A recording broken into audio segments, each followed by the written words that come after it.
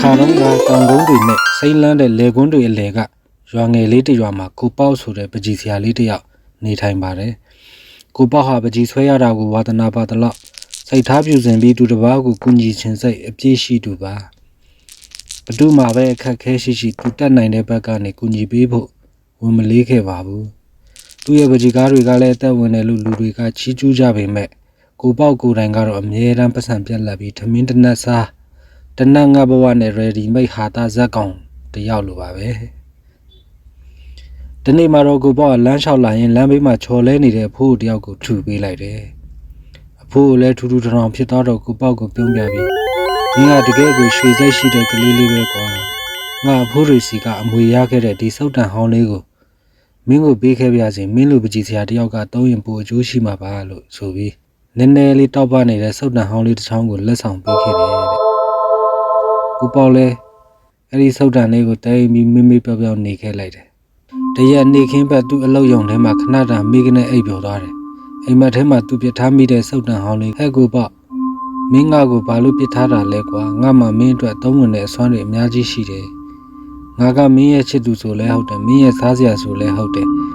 မင်းရဲ့အိမ်ဆိုလဲဟုတ်တယ်ငါကမင်းနဲ့အလိုက်ဖက်ဆုံးစုတ်တန်လေးတစ်ချောင်းဖြစ်တယ်လို့ပြောပါတယ်ကိုပေါ့လဲအိမ်မက်ကလန့်နိုးလာတော့သူ့ဘေးနားကပြစ်ချထားမိတဲ့စုတ်တန်ဟောင်းလေးကိုအမှတ်မတင်ဖြတ်ခနဲ့ကြည့်လိုက်မိတယ်အိမ်မက်ထဲကအတန်ကနားထဲကမထွက်သေးတော့သူစုတ်တန်လေးကိုအသာလေးထားကင်ကြည့်လိုက်တယ်အဲ့ဒီအချိန်မှာပဲသူ့ဘိုက်ကအလွန်ဆာလာလွန်းလို့အာယုံထဲမှာဆက်ဆက်မွေးမွေးမာလာဟင်းတပွဲပုံပေါ်လာတာနဲ့စုတ်တန်လေးကိုသူ့ပကြီးကားပေါ်အပါတရဆွဲချလိုက်တယ်ဟာမယုံနိုင်စရာပဲသူဆွဲလိုက်တဲ့မာလာဟင်းတပွဲပုံကတကယ်အပြင်မှာပူပူနွေ့နွေ့ပေါ်လာပြီးသူ့ရှိမှမွေးကြိမ်စွာတည်ရှိနေပါတော့တယ်ကိုပေါ့လည်းမျက်လုံးပြူပါစက်အဟောင်းသားနဲ့ကြည့်ပြီးဒါတကယ်အပြင်မှာကြီးလားလို့အံ့ဩတကြီးရရင်အငမ်းမြစားပစ်လိုက်တယ်စားလို့ရတော့သူနောက်ထပ်2ခု3ခုစမ်းသပ်မှုတွေလုပ်ကြည့်တယ်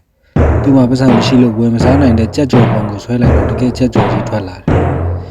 သူ့အိမ်လေးကလည်းပေါက်သေးနေပြီဆိုတော့တက်ရက်လှပတဲ့အိမ်လေးတစ်လုံးပုံကိုဆွဲကြည့်လိုက်တယ်အံ့ဩစရာကောင်းလောက်သူ့အိမ်လေးကတကယ်ပဲအသစ်ပြန်ဖြစ်သွားတယ်ဒီလိုဆွမ်းထမှန်းတည်တော့ကိုပေါ့ကတနေ့တော့သူ့အတွက်ဘဝလက်တွဲပေါ်လေးတယောက်လိုချင်မိတဲ့စိတ်နဲ့မိမလာလေးတယောက်ရဲ့ပုံကိုစုတ်တန်နဲ့ဆွဲလိုက်တယ်ဆွဲပြီးတာနဲ့လှပကြော်ရှင်းတဲ့မိန်းလေးတယောက်သူ့ရှိမှတကယ်ပေါ်လာပါတော့တယ်မိမလာလေးကကိုပေါ့ကိုပြုံးပြောင်းမင်္ဂလာပါရှင်ကျမကရှင့်အတွက်ပါဘာများလုပ်ပြရမလဲရှင်လို့ချိုတာစွာမေးလာပါတယ်မိမလာလေးကသူ့ကိုထမင်းဟင်းတွေချက်ပြုတ်ပေးတယ်အိမ်မှုကိစ္စတွေကူညီတယ်ကိုပေါ့ကိုရန်ကယူဆိုင်တယ်လို့အကြံဉာဏ်ကောင်းတွေလည်းပေးတတ်တဲ့အလိုက်တတိရှိတဲ့မိန်းကလေးတယောက်ဖြစ်လာခဲ့ပါတယ်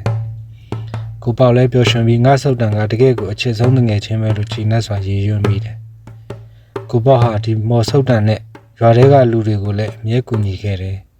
ရွာသားတွေစားစရာမရှိရင်အစားအစာတွေဆွဲပေးတယ်